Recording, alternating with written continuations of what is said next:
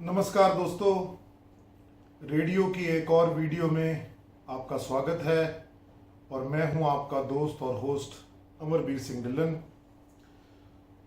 अभी रेडियो के जो प्रशंसक हैं वीडियोस के, उनके लिए इतना कोई कंटेंट नहीं है मेरे अपने YouTube channel Chandigarh data recovery पे, परंतु बहुत सारे एंटीसिपेटेड वीडियोस, एंटीसिपेटेड बातें मेरे मन में जो है वो हमेशा ही आपके साथ मैं डिस्कस करता रहूँगा।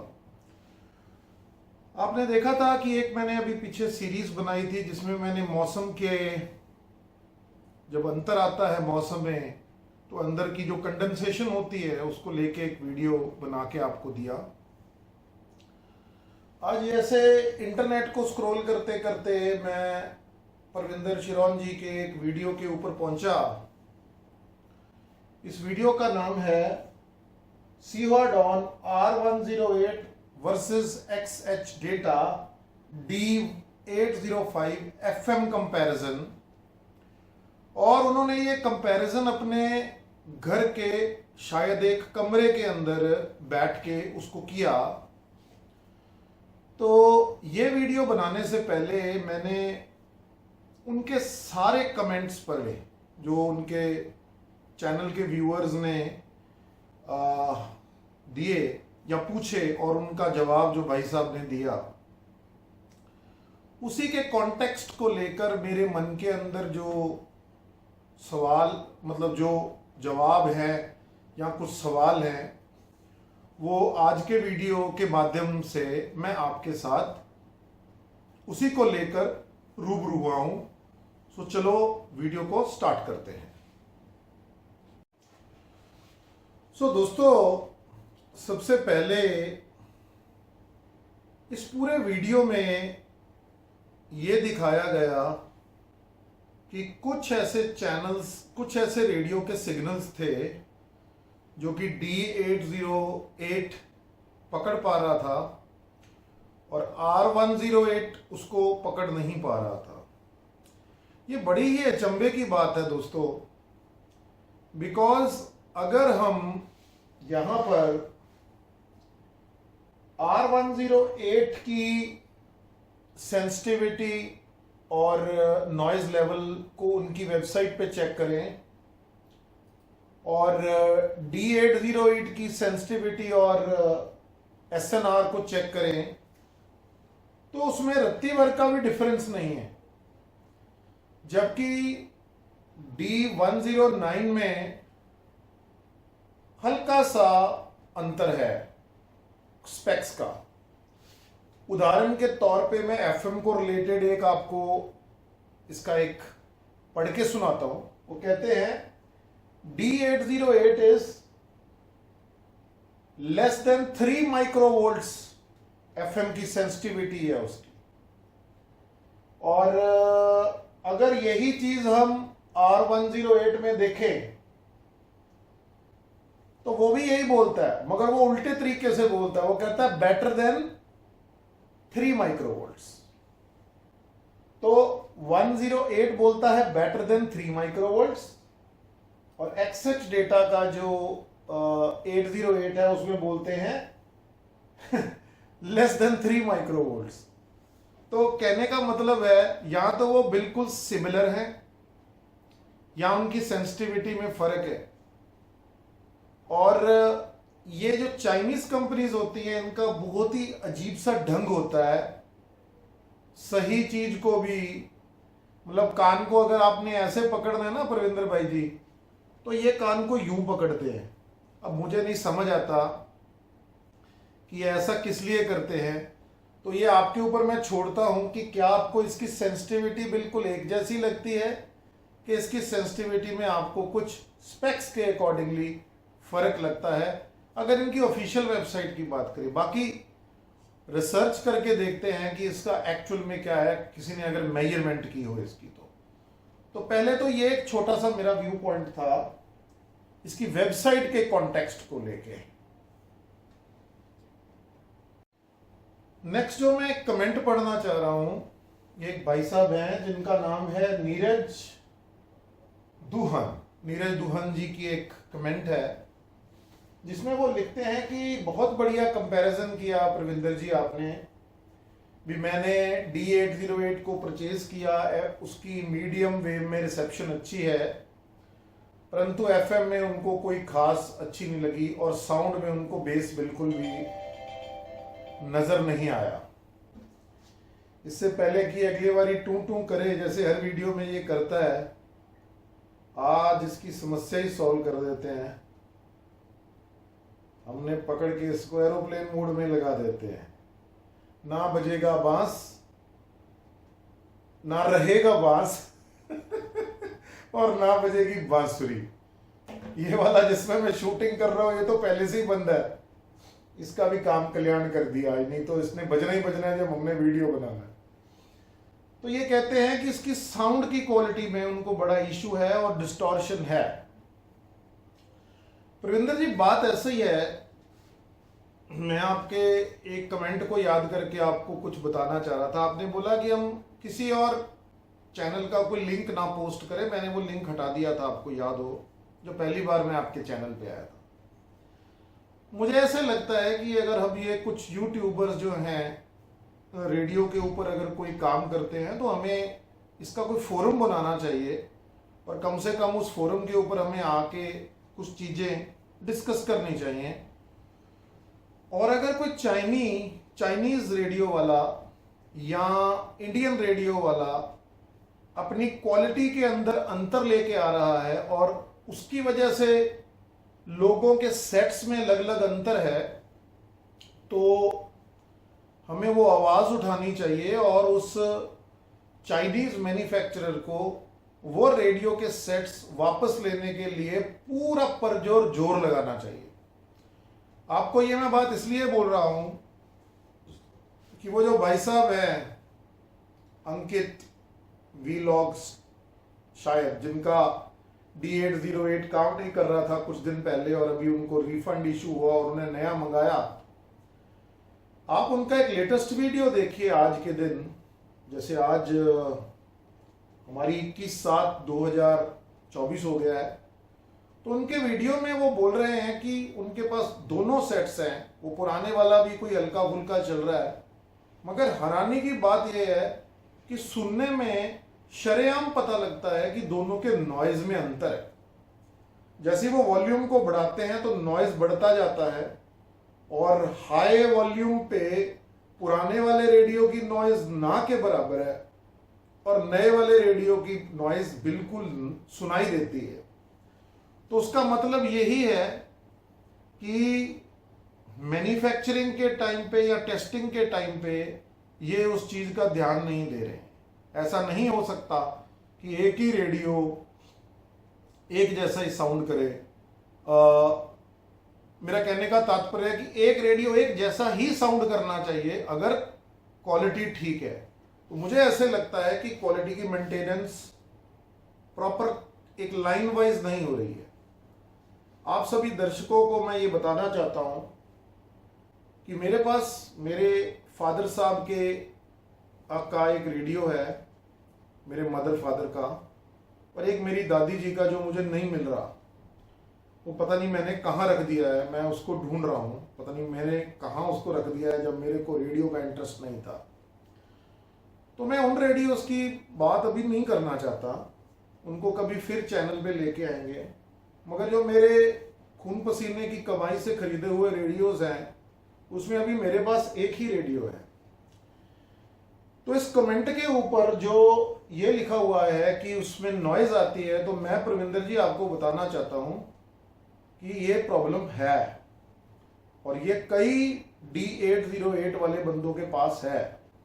हमें करना ये चाहिए कि एक जगह पे अलग अलग रेडियोस को रख के सेम मॉडल के इसको ट्राई मारना चाहिए, जैसे अभी वो अंकित मार रहा है, उसका नाम शायद कुछ और है मगर वो मार रहा है। सो नीरज दुल्हन भाई साहब, दुल्हन भाई साहब, मुझे भी ऐसे लगता है कि क्वालिटी कंट्रोल का इश्यू है इनके पास, इनको है ये प्रॉब्लम। इसी रेडियो पे, सॉरी इसी वीडियो पे परमिंदर जी ये बोल रहे थे, प्रविंदर जी, कि उनका कोई व्यूअर है, उसने बोला कि आप एंटेना की लेंथ को बराबर करके कंपैरिजन कीजिए, वो एक फेयर कंपैरिजन है। दोस्त मैं आपको ये बताना चाहता हूं कि ये सही नहीं है। अंदर के सर्किट और बाहर के एंटीना का, विप एंटीना का लैब में कुछ टेस्ट एंड मेजरमेंट इक्विपमेंट्स के साथ कंपैरिजन होता है और उसकी ट्यूनिंग की जाती है। ऐसा नहीं है कि मतलब कोई भी एंटेना हम इसके अंदर लगा लेंगे।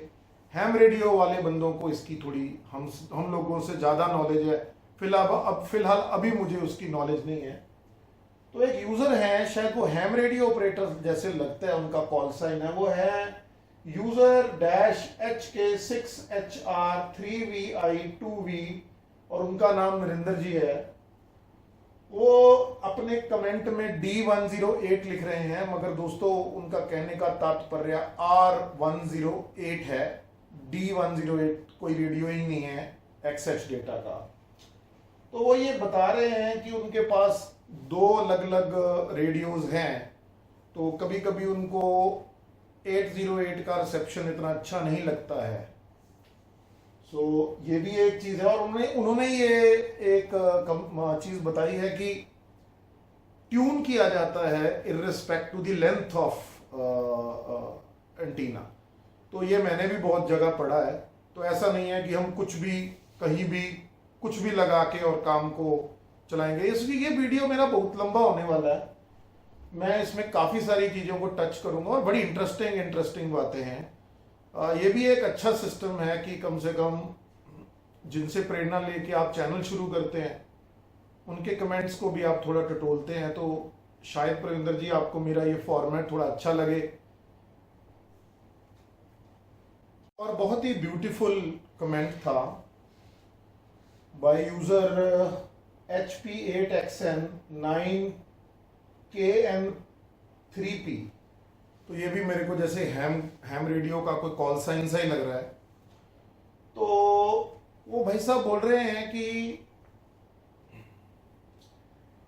एक RF एम्पलीफिकेशन सर्किट को बना के आप रेडियो के अंदर डाल सकते हैं, रेडियो के सर्किट से ही उसको पावर कर सकते हैं, जो कि सिग्नल बूस्ट करने में आपको सहायता करेगा। और पुराने टाइम में जो एनालॉग रेडियो, जो प्योर एनालॉग रेडियोस थे जिनमें चफिंग नहीं होती हैं, DSP टाइप नहीं होते, पुराने टाइम का डायल भी एनालॉग है और सर्किट भी एनालॉग है, उनके ऊपर वो इस तरीके के RF एम्पलीफिकेशन FM का या बाकी का वो एक सर्किट लगाते थे, RF बूस्टर। मुझे याद है जब मैं छोटा होता था तो जो रूफ का एंटेना था मेरे गांव में, उससे तार नीचे एक बूस्टर में आती थी और फिर बूस्टर से निकल के टीवी में जाती थी। उसमें एक वेरिएबल नॉब हुआ करता था और वो वेरिएबल नॉब क्या किया करता था, उसकी गेन को इंक्रीज या डिक्रीज किया जा सकता था। इन भाई साहब ने ये जो कमेंट दिया और उन्होंने कुछ दो RF ट्रांसिस्टर्स के बारे में भी मेंशन किया, BF200 एंड C2570। दोस्तों इलेक्ट्रॉनिक सर्किट्स बनाते हुए ऐसा नहीं होता है कि कोई भी आप सेमीकंडक्टर कंपोनेंट उठा के कहीं भी लगा सकते हैं। अगर हम एक ट्रांसिस्टर की बात करते हैं तो ट्रांसिस्टर की टेस्टिंग फ्रीक्वेंसीज के ऊपर भी की जा सकती है। तो मैंने इन दोनों ट्रांसिस्टर्स के बारे में अभी कोई डेटा शीट नहीं पढ़ी है, मगर हाई फ्रीक्वेंसी को हैंडल करने के लिए स्पेशलाइज्ड ट्रांसिस्टर्स ही आते हैं। ये बिल्कुल सही बात है। तो प्रविंदर जी का इसके ऊपर एक कमेंट आया कि उनको उनकी ये सारी कमेंट बहुत अच्छी लगी। वो कहते हैं कि मॉडर्न रेडियोज में ये सारी चीजें इनबिल्ट होती हैं, तो सेपरेट लगाने का कोई फायदा नहीं है। प्रविंदर जी, बात ऐसी है, अगर रेडियो में मॉडिफिकेशन करनी पड़ जाए अंदर, तो जगह तो उसमें होती है। मैं एक स्टेप आगे जाऊंगा और आपके साथ एक ऐसी चीज शेयर करना चाहूंगा जो मेरे मन में है। मुझे को लगता है एक मॉडिफिकेशन नहीं होनी चाहिए, दो होनी चाहिए। एक ऐसी स्विच होनी चाहिए जिसमें अंदर का सर्किट इनेबल या डिसेबल करने का प्रोविजन हो, वो बूस्टर सर्किट हो।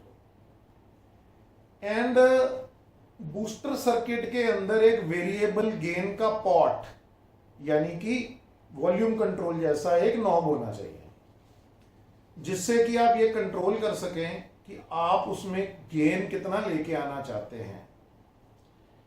इससे क्या होगा, जो आपके स्ट्रॉन्गर सिग्नल्स हैं, अगर उनको रिसीव करने के लिए आप उसको ऑन कर लेंगे तो आपका रेडियो ओवरलोड हो जाएगा। जैसे D109 ओवरलोड होता है। मैंने अभी इसके ऊपर वो सारे एंटेना के एक्सपेरिमेंट्स नहीं किए, मगर भगवान कसम जिस दिन गांव में रहना शुरू कर दिया ये काम का, तो मैं बिल्कुल बैंड बजा दूंगा प्रॉपरली भी क्या है, क्या सिस्टम है, क्योंकि वहां पर मेरे पास खुला मैदान है ये काम करने के लिए। तो जो मॉडिफिकेशन मेरे मन में है वो ये है, गेन वाला जो सर्किट है उसको इनेबल और डिसेबल करने की फैसिलिटी होनी चाहिए, और गेन को कंट्रोल करने की भी फैसिलिटी होनी चाहिए, सो दैट कि आप अपने रेडियो को ओवरलोड ना करें। कभी आप ऐसे चैनल, ऐसे सिग्नल को रिसीव कर रहे हैं जो बहुत ही कम आ रहा है, उस जगह पे आप अपना सर्किट इनेबल कर सकते हैं और वेरिएबल डायल के साथ आप उसका गेन कंट्रोल भी कर सकते हैं। तो मेरा तो प्रविंदर जी ये मत है इस कमेंट को पढ़ के। एक और बड़ा इंटरेस्टिंग कमेंट था जगमोहन सिंह जी का। वो कहते हैं 4 एलिमेंट यागी एंटीना उन्होंने खरीदा, मगर 808 और 109 में उनको कोई गेन नहीं मिल रहा। तो प्रविंदर जी ने ये बोला कि वो एक डायरेक्शनल एंटीना होता है, आप उसको थोड़ा घुमा के देखो। मेरा तो ये मत है दोस्तों कि अगर आप ऊपर छत पे एंटेना लगाएं ना, तो उसको 360 घुमाने का ना कोई जुगाड़ साथ में लगाएं जो कि नीचे से कंट्रोल हो, और आपको नीचे से पता लगे कि आपका एंटेना कौन से डायरेक्शन में है। बड़ा ही मजा आता है। रेडियो के पास हम बैठे हैं और उसको मैनुअली घुमाने की बजाय, मैनुअली घुमाते रहेंगे तो यार वो साइड में जो तार है वो बीच में बनती रहेगी। अगर ऊपर कोई ऐसा जुगाड़ हो जाए जो एंटेना को घुमाए, तार के अंदर कोई इशू ना हो, तो वो बड़ी अच्छी बात है कि 360 डिग्री यूं घूमे और 360 डिग्री यूं घूमे। वो अच्छा एक विकल्प है, उसको होना चाहिए। तो प्रविंदर जी यहाँ सही कह रहे हैं, यागी एंटीना एक डायरेक्शनल एंटेना होता है। तो जिन बंदों को थोड़ा सिग्नल में बूस्ट चाहिए, वो थोड़ा वायर का लूप वाले एंटेना के बारे में थोड़ा पढ़े। और मैंने जो इसके ऊपर थोड़ी बहुत स्टडी की है दोस्तों, उसमें ऐसा है कि वायर का जो आप एंटेना बार बनाते हैं उसका ग्राउंड होना बहुत जरूरी है। अगर उसका पोस्ट एक ग्राउंड रहेगा, ट्रू ग्राउंड रहेगा, आउटर का जो उसका शेल, आउटर का जो उसका स्लीव रहता है, अगर वो ग्राउंड रहेगा और अंदर का सिग्नल आप एक्चुअली सिग्नल को देते हैं, तो वो बहुत ही जबरदस्त एक एंटेने का रूप धारण कर लेता है और काफी अच्छे सिग्नल्स को वो बताता है। और अगर दोस्तों जगह का कंस्ट्रेंट है, आप सिटी में हैं, तो यागी एक विकल्प है, मगर वो जो गोल एंटेना है जैसे MLA 30, MLA 30+, ये वाले एंटेना बहुत ही अच्छा विकल्प है, इनको लूप एंटेना बोलते हैं, मैग्नेटिक लूप एंटेना। और ये भी बहुत ही अच्छा विकल्प है सिटी के मद्देनजर रखते हुए। एक और बहुत अच्छी टिप जो शायद आप लोग इस वीडियो में मिस कर रहे हैं वो है एफएम को स्टीरियो मोड या ऑटो मोड से मोनो मोड में लेके आने की। वो एक कमेंट में भाई साहब ने समझाया है कि उसको कैसे करते हैं। तो मोनो मोड में करने से एफएम का रिसेप्शन स्ट्रांग होता है D808 में, तो आप लोगों को उसको ट्राई करना चाहिए। तो अभी एक कमेंट आया आनंद जी का, वो कहते हैं अभी मैंने इसको खरीदा, इसके साथ जो एक्सटर्नल एंटेना आया वो मैंने लगाया और कोई खास मजा नहीं आया। तो भाई साहब बात ऐसी है, वो तार को तो आपने ऊपर खींच दिया ऐसे करके, मगर अगर वो फिर भी ऐसे चक्रवात के अंदर है जहां पर सिग्नल नहीं आ रहा, तो वो लंबी तार लगाने का भी कोई फायदा नहीं है। कोई ऐसा स्पॉट ढूंढिए, शहर में है तो छत के ऊपर लगा के आइए और फिर देखिए, थोड़ा बहुत एंटेना के बारे में पढ़िए। नहीं तो वो magnetic loop antenna MLA30 MLA30+ या इस प्रकार के जो और है उनको थोड़ा आप ट्राई कीजिए, तो फिर आपका ये समस्या सॉल्व होने का मुझे पूरी प्रोबेबिलिटी लगती है। तो बहुत इंटरेस्टिंग था ये वीडियो मेरे लिए बनाना, क्योंकि एक तो आप आराम से बैठ के एक बंदे का बनाया वीडियो देखते हैं और फिर आप प्रॉपरली उसके कमेंट्स को पढ़ते हैं दोस्तों, सारे जवाब, सवाल जवाब, और फिर आप उसकी समीक्षा करके एक छोटा सा वीडियो बनाते हैं। तो अच्छा लगता है, अपनी भी नॉलेज बूस्ट होती है। ये दाढ़ी सफ़ेद होने से नॉलेज नहीं बढ़ती, पढ़ाई करने से नॉलेज बढ़ती है दोस्तों, समझने से नॉलेज बढ़ती है, एक्सपेरिमेंट करने से नॉलेज बढ़ती है। थ्योरेटिक एंड प्रैक्टिकल दोनों इम्पॉर्टेंट पार्ट हैं एजुकेशन के। मैंने बहुत सुना है इसको प्रैक्टिकल नॉलेज है। प्रैक्टिकल नॉलेज से कुछ नहीं होता है दोस्तों। सबसे पहले आपकी थ्योरी स्ट्रांग होनी चाहिए, प्रैक्टिकल नॉलेज थ्योरी के बाद और भी इम्प्रूव हो जाती है। आपको पता होता है आपने क्या प्रैक्टिकल करना है, कैसे प्रैक्टिकल करना है, किस दिशा में जाना है, आपका टाइम और समय बचता है दोस्तों इसके कारण। सो अब मैं छोटा सा अपडेट आपको ये देना चाह रहा हूं कि जो मेरा टेक्सन का PL330 है, ये 3 तारीख को हांगकांग से निकला दोस्तों और 5 तारीख को ये हमारी कंट्री के लिए रवाना हो गया बाय एयर। अब आप सारे समझदार दोस्त मुझे ये बताइए कि जो एरोप्लेन है वो उड़ता हुआ कितने घंटों या दिनों के अंदर इंडिया के अंदर पहुंचेगा। कमाल का सिस्टम है यहाँ पे दोस्तों अपनी कंट्री में। 16 तारीख को दिल्ली का पोस्ट ऑफिस उसकी अपडेट करता है कि आइटम रिसीव हुई और कस्टम को दे दी गई। मैंने सोचा भगवान का शुक्र है, कम से कम माल आया और अंदर डाला, मगर 5 तारीख से लेकर 16 तारीख तक वो पोस्ट ऑफिस में ही नहीं पड़ा, मतलब पहुंचा या पहुंचा होगा, नोबडी इज बॉदरिंग कि क्या हो रहा है। मैंने सोचा अच्छी बात है, चलो रेडियो ही है, देख लेंगे, निकाल देंगे। 19 तारीख को फिर अपडेट आता है दोस्तों और हैरानी की बात है, फिर क्या बोल रहे हैं, आइटम रिसीव हुआ और कस्टम को दिया। हे भगवान, कितनी बार ये आइटम रिसीव करोगे, आइटम तो एक ही है, और कितनी बार कस्टम को दोगे। तो 19 तारीख के बाद दोस्तों कोई अपडेट नहीं है। मुझे तो यही विश्वास नहीं है कि ये टेक्सन का PL330 मेरे पास सही सबूती कंडीशन में पहुंचेगा भी कि नहीं। मुझे पूरी उम्मीद है कि उसकी चिथड़े उड़े होंगे जब तक वो मेरे पास पहुंचेगा दोस्तों। बहुत बुरा सिस्टम है हमारा यहाँ मटेरियल को हैंडल करने का, और कस्टम वाला। एक सिंपल सी चीज, आप ड्यूटी दे रहे हैं दोस्तों, आपको कोई टेंशन थोड़ी है, आप कोई 2 नंबर का काम थोड़ी कर रहे हैं। आपने माल मंगाया, इंडिया में आया, उसका कस्टम लगा, वैट लगा, आप आपके पास आ जाएगा, गल खत्म है। उसके बाद में दोस्तों मैंने कल 20 तारीख को रात के 12 से 1 बजे के बीच में शिहाडॉन D808 ब्लैक कलर में ऑर्डर किया। मुझे वो ग्रे कलर वाला रेडियो नहीं पसंद है, वो जो बहुत बिक रहा है यहाँ पे।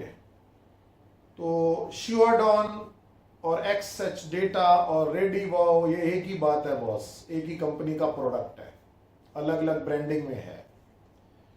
तो वो मुझे आज 21 तारीख हो गई है, 22/7/2024 को वो मुझे मिलना चाहिए दोस्तों, काले रंग का।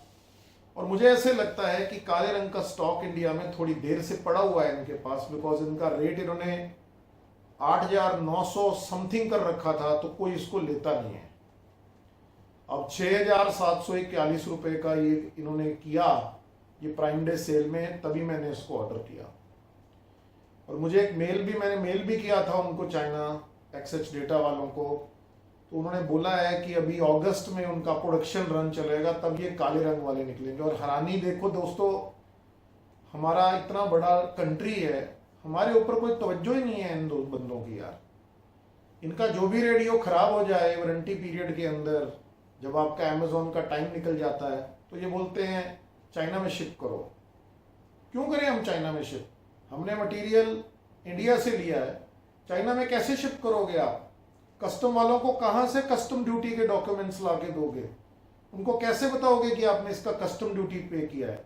अगर आपने ये प्रोडक्ट चाइना से मंगवाया है तो आपने इसका कस्टम ड्यूटी पे किया है, आपके पास इसका कस्टम ड्यूटी का डिटेल रहेगा, इंपोर्ट का डेट रहेगा, कब आया, कब गया, कौन से कैरियर से आया। अगर आपको इसको वापस भेजना है तो ये सब डिटेल्स आप उनको दे सकते हैं दोस्तों, अदरवाइज तो ये डिटेल्स आप उनको दे ही नहीं सकते हैं। तो मेरे को तो इनका सिस्टम समझ नहीं आता है कि ये क्या करते हैं और क्या नहीं करते हैं। सो दोस्तों, इनका जो वारंटी का सिस्टम है ना, ये XH डेटा का, ये गलत है दोस्तों।